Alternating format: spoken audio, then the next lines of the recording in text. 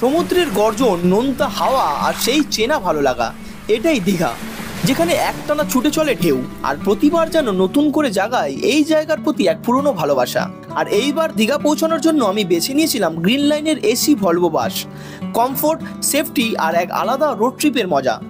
Esplanade থেকে সাঁতরাগাছি, কোলাঘাট আর নন্দকুমার শহরের ব্যস্ততা পেরিয়ে যখন ধীরে ধীরে কাছে আসে সমুদ্রের টান, তখনই শুরু হয় আসল ট্রাভেল ফিল।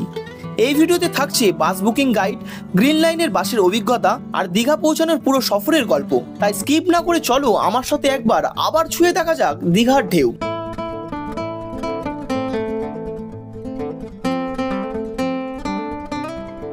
তো good morning from Esplanade bus stand. তো আজকে আমি এখন যাচ্ছি হচ্ছে দীঘা, আর দীঘাতে যাব গ্রিন লাইনের এসি ভলভো বাসে। বাস আমাদের দিয়ে দিয়েছে, এই হচ্ছে বাস। আর এই দীঘাতে যাওয়ার জন্য কিন্তু খুব একটা প্ল্যান আমি করিনি, কালকে রাতে হঠাৎ করে ইচ্ছা হলো দীঘাতে যাওয়ার। তো চলো, সেই জন্য আমি কিন্তু রাতেই টিকিটটা কেটে নিয়েছি 12টার পরে। আর এই বাসের টিকিট আমি কেটেছিলাম আভিবাস থেকে। তো এই ধরনের এসি ভলভো বাসগুলোতে দেখতে পাচ্ছ এখানে কিন্তু সাইডে এরকম কেবিন রয়েছে তলাতে। তো সেখানে তোমরা তোমাদের লাগেজগুলো রাখতে পারবে সিকিউরলি। আর ওরা যখন রাখছে রেখে এক ধরনের ট্যাগ দিয়ে দিচ্ছে, দেখতে পাচ্ছ এই যে ট্যাগ লাগানো রয়েছে গ্রিন লাইনের যে একটা ট্যাগ দিয়েছে নাম্বার সহ, সেই ট্যাগ দিয়ে তোমরা তোমাদের লাগেজগুলো রাখতে পারবে সিকিউরলি। পরে যখন নামবে তখন নিয়ে নেবে। তো তোমাদেরকে বলে রাখি, এই গ্রিন লাইনের বাস তোমরা যদি বুক করতে চাও তাহলে তোমরা কিন্তু শুধুমাত্র যে অনলাইনে বুক করতে হবে তাও না, এখানে কিন্তু কাউন্টারও রয়েছে, গ্রিন লাইনের কাউন্টার রয়েছে। তোমরা এখান থেকে এসে এখানে তোমরা বুক করতে পারবে। আর এই গ্রিন লাইনের এদেরই একটা দেখো ওয়েটিংয়ের জন্য কিন্তু একটা প্যাসেঞ্জার ওয়েটিংয়ের জন্য একটা কিন্তু জায়গা করে রাখা আছে, এখানে তোমরা বসতে পারবে যাদের তোমাদের টিকিট কাটা থাকবে। আর গ্রিন লাইনের বাসের দেখো এখানে কোথাও কোথাও পরিষেবা রয়েছে, সেটা কিন্তু এখানে লেখা রয়েছে, তোমরা দেখে নাও। তো চলো দেখি, আমি একটু কাউন্টারে গিয়ে জিজ্ঞেস করি কাউন্টারে এখন কেমন কি রেট রয়েছে। কাউন্টারে এখন আমি একটু জিজ্ঞেস করলাম, এদের এখন টিকিটের ফেয়ার চলছে 380 টাকা। তোমরা জানো এটা হচ্ছে ডাইনামিক ফেয়ার হয়, কখনো ওঠা নামা করে। আর এই সিট ওয়াইজ কিন্তু ভাড়াটা ডিফার করে, সামনের দিকে সিটের কিন্তু একটু বেশি ভাড়া হয়, পিছন দিকের এখন আমি জিজ্ঞেস করলাম সবচেয়ে লাস্টে একটা সিট ফাঁকা রয়েছে, সেটা হচ্ছে এখন ভাড়া 380 টাকা। আর আমি তো কেটেছি ফ্রন্টে একদম সিট কেটেছি, অনলাইনে কেটেছিলাম 367 টাকাতে, 367। চলো বাসের এবার উঠি আর বাসের ভেতরটা কেমন আছে তোমাদের দেখাচ্ছি। তো দেখো উঠে সামনে এখানে হচ্ছে ড্রাইভারের কেবিন রয়েছে, ফ্রন্টটা ঠিক এরকম ভিউ।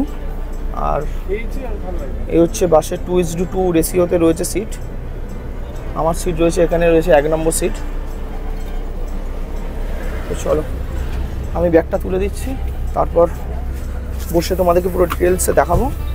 তো সিট মোটামুটি কমফোর্টেবলই রয়েছে, এখানে হ্যান্ড রেস্ট রয়েছে। আর এটা হচ্ছে পুশ ব্যাক সিট, এখানে দেখো একটা লিভার দেওয়া রয়েছে, এটাকে পুশ করে আমি যদি ব্যাকে এরকমভাবে হেলি তাহলে কিন্তু সিটটা হেলে যাবে, আবার এটা পুশ করলে সিটটা কিন্তু আবার নর্মাল হয়ে গেল। তো এইভাবে কিন্তু এই সিটগুলোই হয়। আর কী কী রয়েছে তোমাদেরকে সেটাও দেখে দিচ্ছি। এখানে দেখো একটা ওয়াটার বোতল হোল্ডার রয়েছে, এখানে নিউজ পেপার হোল্ডার রয়েছে, তোমরা অন্য কিছু রাখতে পারবে। আর সিটে কিন্তু প্রত্যেককে একটা করে জলের বোতল দিয়ে দিয়েছে, এই যে জলের বোতল 20 লিটারের একটা 500 ml জলের বোতল। তো প্রতিটা সিটের ওপরে দেখো এরকম করে একটা দেখো দুটো সিটের জন্য পরপর দুটো এসি ভেন্ট রয়েছে, আর সঙ্গে কিন্তু একটা রিডিং লাইট রয়েছে। এছাড়াও এখানে হচ্ছে চার্জিং পোর্ট রয়েছে, তোমরা চার্জ দিতে পারবে। তো বন্ধুরা এখন ঘড়িতে বাজে ঠিক 8টা 3, মানে নির্ধারিত সময় ছিল 8টার সময় বাস ছাড়া। তো 3 মিনিট লেটে আমাদের বাস এখন কিন্তু ছেড়ে দিল। 3 মিনিট লেটটা কোনো ম্যাটারই করবে না, আশা করি তারও আগে, মানে ঢোকানোর যা সময় রয়েছে তার আগেই পৌঁছে যাবে যদি রাস্তা ফাঁকা থাকে। এই যে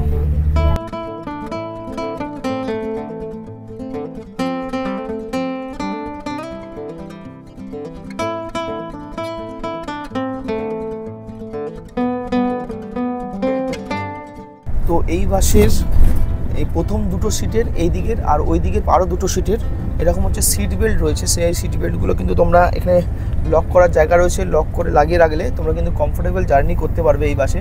যদিও এই বাসে জার্কিং খুব একটা হয় না এসি ভলভো বাসগুলোতে, তবুও একটা সেফটি পারপাসের জন্য in case of any emergency তোমরা এইগুলো খুবই কিন্তু হেল্পফুল হবে। তো তোমরা সিট বেল্ট কিন্তু লাগিয়েই ট্রাভেল করবে। আর এখানে দেখতে পাচ্ছ পর্দা রয়েছে, কাঁচের উইন্ডো, ওটা পুরো কাঁচ দিয়ে ঘেরা, এসি বাস যেহেতু।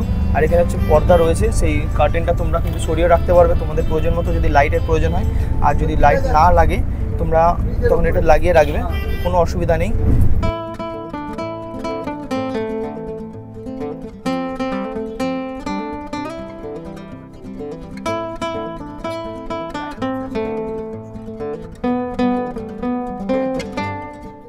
তারপরেই আমরা চলে এলাম আমাদের ফার্স্ট টোল, আজকের জার্নির যে প্রথম টোল, সেকেন্ড ব্রিজের যে টোলটা রয়েছে। তো কিছুটা পথ আসার পরেই আমরা এখন এই সাঁতরাগাছির যে জ্যাম, সেই জ্যাম পেয়ে গেছি, মানে বিভৎস জ্যাম, বুঝতেই পারছো।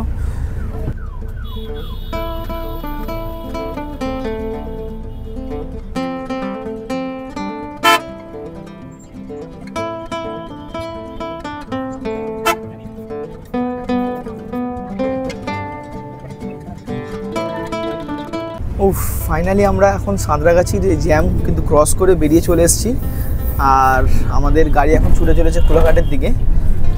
তোমাদেরকে বলে রাখি, এই 176 কিলোমিটার পুরো টোটাল জার্নি এসপ্ল্যানেড থেকে দীঘা পর্যন্ত। আর এই 176 কিলোমিটার জার্নির মধ্যে আমাদের মাত্র একটাই হল্ট রয়েছে, সেটা হচ্ছে কোলাঘাটে। তো এই গাড়ির জার্নি এতটা কমফোর্টেবল যে আমরা মোটামুটি 100-র উপরে 110-15 করেও গাড়ি যখন চলছে একটু কিন্তু ফিল হচ্ছে না। যারা ভেতরে বসে আছি তাদের কিন্তু একটু ফিল হচ্ছে না, খুবই কিন্তু কমফোর্টেবল জার্নি আমরা মানে জার্নিটা করছি।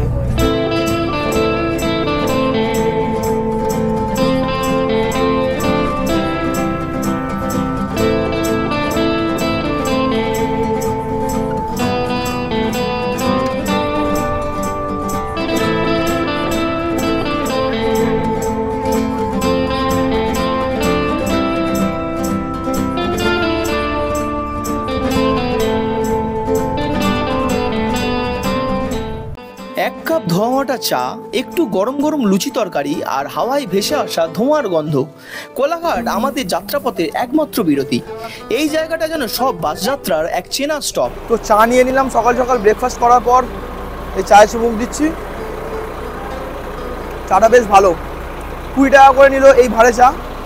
ভাতটা খুব সুন্দর লাগলো দেখতে, চাটাও খারাপ না, ভালো। তো বন্ধুরা, তোমরা এখানে ব্রেকফাস্ট করতে পারো। ব্রেকফাস্টের জন্য লুচি পুরি রয়েছে, সঙ্গে ডিম টোস্টও রয়েছে। এছাড়াও তোমরা এখানে ইডলি, ধোসা এগুলোও কিন্তু পেয়ে যাবে, সঙ্গে চা তো রয়েছে। আর তোমরা যদি এইসব ছাড়াও যদি তোমরা হচ্ছে ডাবের জল খেতে চাও, হেলদি ড্রিঙ্ক সকালবেলা ডাব, তাহলে কিন্তু তোমরা এখানে পেয়ে যাবে 70 টাকা 60 টাকা করে বিক্রি করছে ডাবের জল। তো এখানে টোটাল 20 মিনিটের মতো হল্ট রয়েছে, প্রায় 15 মিনিট হয়ে গেছে। তো চলো এবার আমরা বাসে উঠে পড়ি, এখনও অনেকটা পথ বাকি রয়েছে।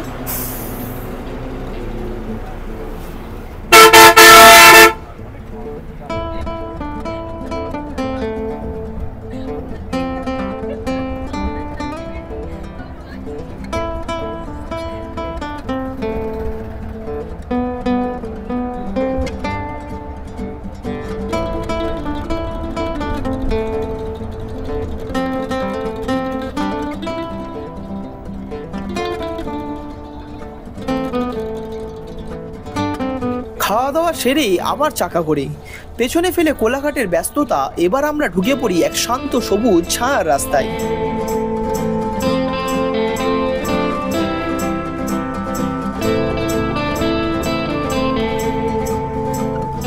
এ পথ যেন শহরের কোলাহল থেকে একটু একটু করে দূরে নিয়ে যায়। রাস্তার দুপাশে মাথা উঁচু করে দাঁড়িয়ে থাকা গাছগুলো যেন নীরবে বলছে, আরও একটু এগোও, শান্তি কাছেই। সাঁতরাগাছি বা কোলাঘাটের তুলনায় এই রাস্তাটা অনেক বেশি শান্ত, অনেক বেশি সিনেম্যাটিক। এখানে ক্লান্তি নেই, আছে শুধু জানালার ধারে বসে মন হারানোর সুযোগ। আর এভাবেই প্রকৃতির কোলে হেলে পড়ে আমাদের যাত্রা এগিয়ে চলে নন্দকুমারের দিকে, যেখান থেকে দীঘার দূরত্ব গুনে ফেলা যায় হাতে গোনা কিলোমিটারে।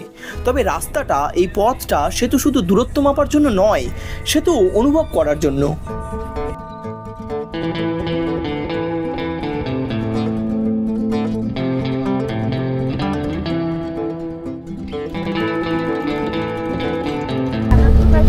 যারা মন্দারমণি যাবেন রেডি হবেন, যারা মন্দারমণি নামবেন তারা রেডি হবেন। তো আমরা এখন চলে এলাম চাউলখোলা দেখতে পাচ্ছ, এখানে সবাই নামছে। আর এই যে বাঁদিকে যে রাস্তাটা ঢুকে যাচ্ছে, এখান থেকে হচ্ছে তোমরা মন্দারমণি যেতে পারবে। যারা মন্দারমণি যাবে তারা হচ্ছে এই চাউলখোলাতে নামবে। এখানে টোটো, অটো রয়েছে, সেই সমস্ত গাড়িতে করে তোমরা মন্দারমণি চলে যেতে পারবে এখান থেকে। তো এখান থেকে মন্দারমণির ডিস্টেন্স হচ্ছে 9 কিলোমিটারের মতো। আর এখান থেকে এখনও পর্যন্ত দীঘা যেতে প্রায় 20 কিলোমিটার রাস্তা রয়েছে। তো চলো যাওয়া যাক। আর রাস্তায় কিন্তু আজকে প্রচণ্ড জ্যাম। আমাদের 12টা 5-এ নামানোর কথা, মোটামুটি এখনই হয়ে গেছে 12টা 40। দেখা যাক কখন নামি। এখান থেকে এখনও প্রায় 30 মিনিটের মতো লাগবে।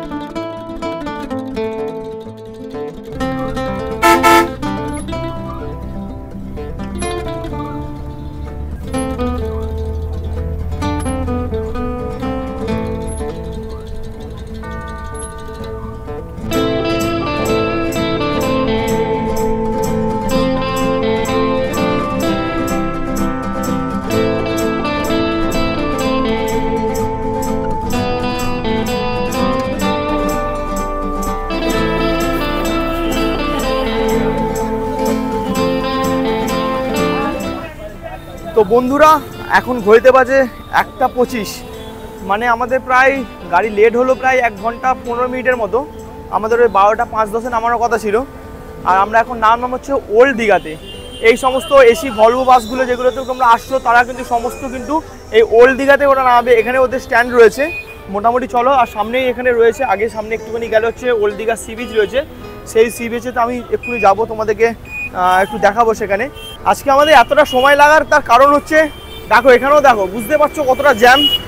গাড়ি কিন্তু প্রচুর জ্যাম হয়ে রয়েছে। আর পুরো রাস্তাটা প্রথমে আমরা সাঁতরাগাছিতে প্রচুর জ্যাম পেলাম, তারপরে নন্দকুমারের পরে যখন দীঘা ঢুকছি, দীঘা ঢোকার আগেও কিন্তু প্রচুর জ্যাম ছিল।